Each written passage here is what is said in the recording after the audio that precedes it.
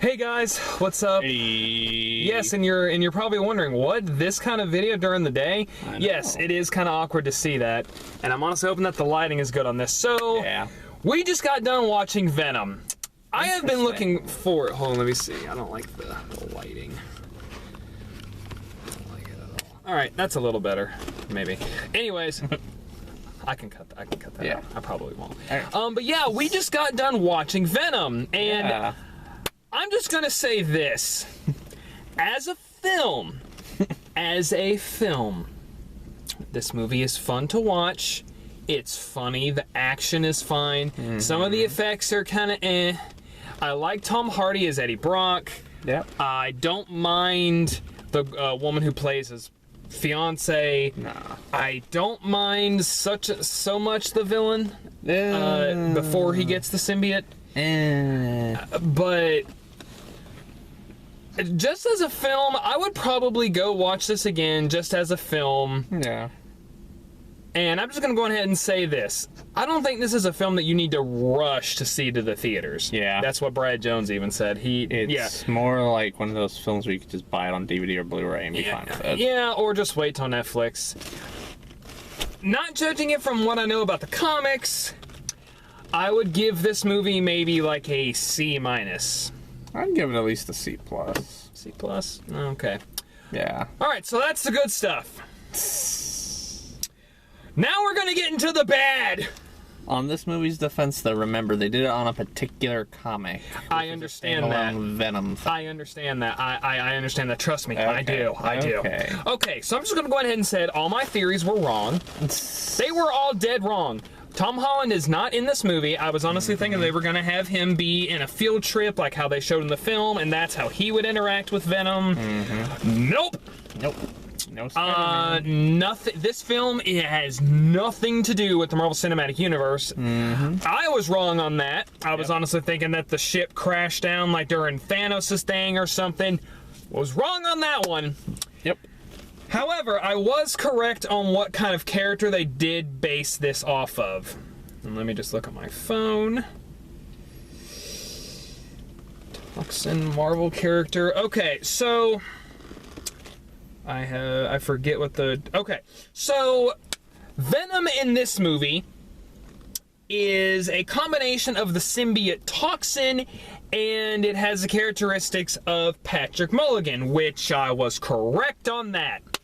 They got Eddie Brock right, and that's actually another thing that I liked. They got a lot of things with Eddie Brock right, how he's a reporter. He's wanting to basically do the best he can to take down bad people with being a journalist or a reporter. That's what that's what he's wanting to do. That's his thing. He does lose his job.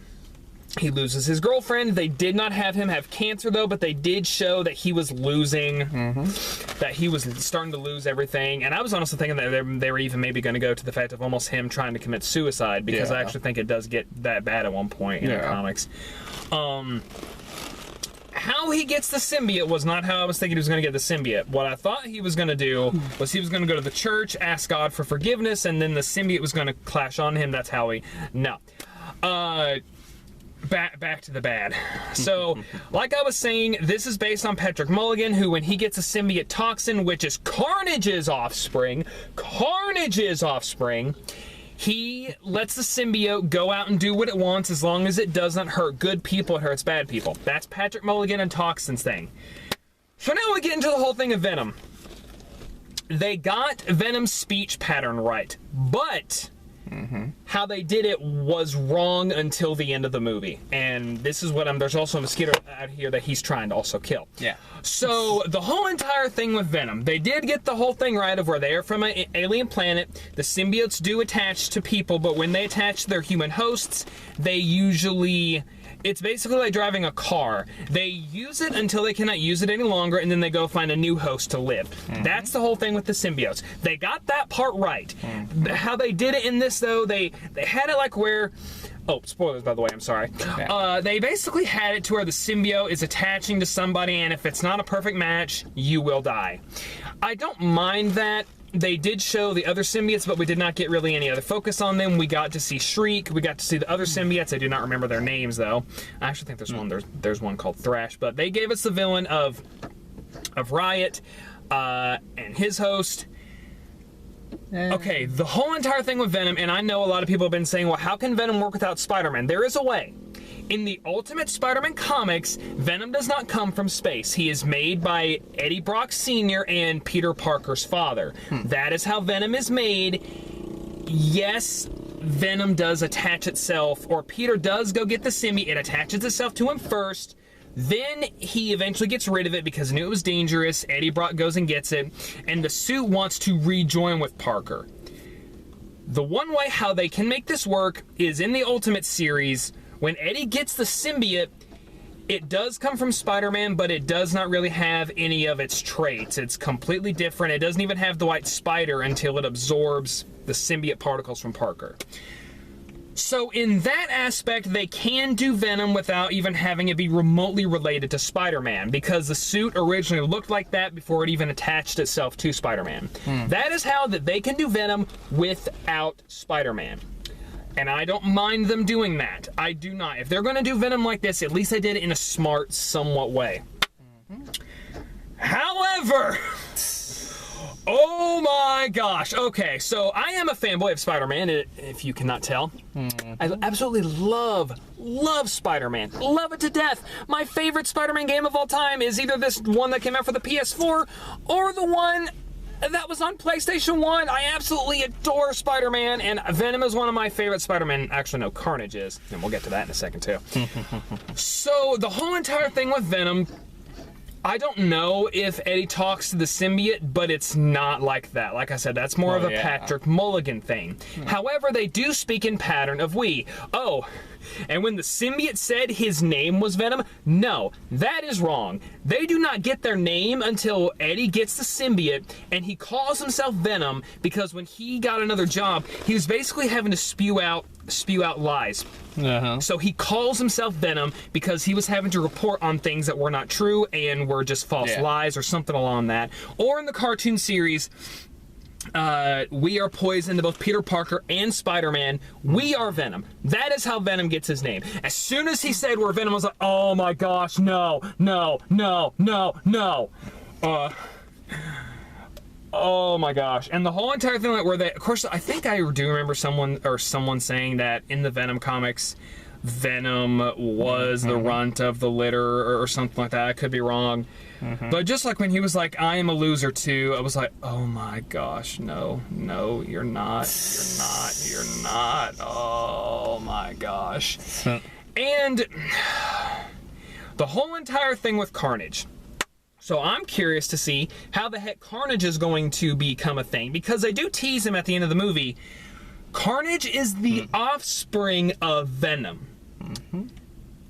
In the comic, well, in the cartoon, okay, let me write that, in the cartoon, when Spider-Man gets the symbiote off of him and throws it back up into space, Baron Mordo is able to guide the ship back to Earth, and Venom separated itself. It had an offspring. Now, actually, how the symbiote travels from one person to another, I did like that. That was kind of like how they did it in the Spider-Man cartoon. When Venom came back, him and Carnage attached themselves to people to transport or to travel from one aspect to another. Okay, that, totally fine with.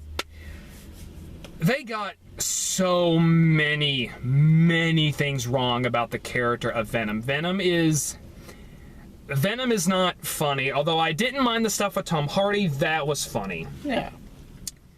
But they just got so many things wrong, and I'm honestly going to say this, and I know a lot of people are going to really hate this. I would honestly say that Venom is more accurately portrayed in Spider-Man 3. Dun, dun, dun. I said it. Venom is more accurately portrayed in Spider-Man 3 than in this. They got the tongue thing, though, although they didn't have him use his tongue much. I was actually kind of disappointed, too, because that's his thing. He only uses it like once, and that's to lick that guy when he first turns into Venom. But the whole thing with him getting his name, that was wrong. And I was honestly also wondering, so, okay, so Riot can make his hands into weapons. Carnage can do that, too. I'm like, okay, so if Riot can do that, how the heck are you gonna fight? Because I don't know what you can do. I mean, like, I guess he can morph. Like, that's Oh, when they say this movie is like a turd in the wind, I would say it, from a comic standpoint, yes. From a comic representation, I'm going to call it a turd in the wind. But if you're watching it just to watch it as a film, it's not something you really need to rush to theaters to see. It's really okay. It's okay. I do think Topher Grace's representation of, at least from Venom, is a little bit better than this.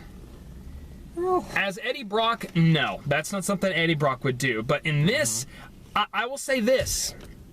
Venom had a better representation of Eddie Brock. Spider-Man 3 somewhat had a better representation of Venom.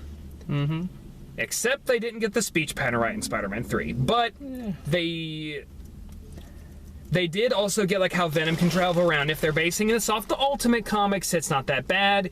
Of course, though, in the Ultimate Comics, I don't think Venom really even talks that much. Actually, like in the Ultimate Comics, when Eddie gets total control, he's in full control of the symbiote. It's not two people, it's just him. He's in control. There's no we. Yeah. So, overall, coming from a comic standpoint, I'm sorry, I really hate to do this. I'm gonna take this movie down. If we're going off a comic standpoint, this movie gets a D+. If it's going off the comics, D+.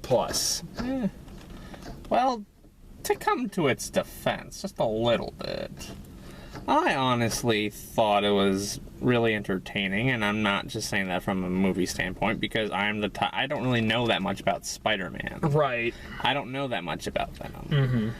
But I think Tom Hardy's portrayal of it was really good. I think I'm sorry, continue. Yeah, it's all right. I honestly think it was an interesting, creative approach.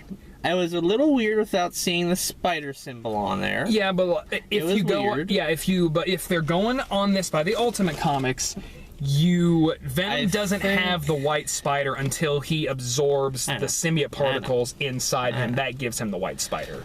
I think though that as I recall when they first announced they were even doing it, I think they were trying to go off a standalone Venom comic. I forget what it's called. Yeah, they were, but Venom still... Which allows them a lot more creative room. It does. Because they were just trying to base it off the one comic and not the entire thing. Yeah, they were. I'm just saying that, to come to its defense, because in my opinion, it's a very interesting artistic approach. It is. And to be honest, I think I kind of like Venom more humorous, because if you're going to make a character like that kind of play off, Tom Hardy's portrayal of Eddie Brock, you kind of need to balance that with some humor. Yeah, you do. Otherwise, some of the humor's not bad. No, it's not. Because otherwise, you get something like Justice League, where it just comes apart. Yeah. So I think, in my opinion, I give it at least a C. A C. I think I could bump it up to a C. But when they're... where they just got a lot of the things wrong. Now, in the Spider-Man PS1 game, yes, he was humorous, but I don't know if that's actually... I've not read a Venom comic before, but from what I've understood, whenever he's humorous, he's somewhat messing with Spider-Man. I don't know how he is by his lonesome. Just from me going off from what I know, the majority of the things that they got right about Eddie Brock, they got right. How Venom called himself... As far as I know, he did not have that name until him and Eddie and the symbiote got together, and they gave themselves that name because of either Spider-Man or because of what Eddie was doing for a living. That's what I know. Yeah. But yeah, guys, we're going to be coming back. This has been also another episode of Cinetober, and it's nice to actually, for once, not have Freddy Fazbear trying to kill me. Yeah. So that's a great break. We will be back in a couple hours, which we've got about 2 hours and something minutes before we go and watch Halloween. So, guys, if you'll just stick around then, we'll be back later. Have a good day, guys.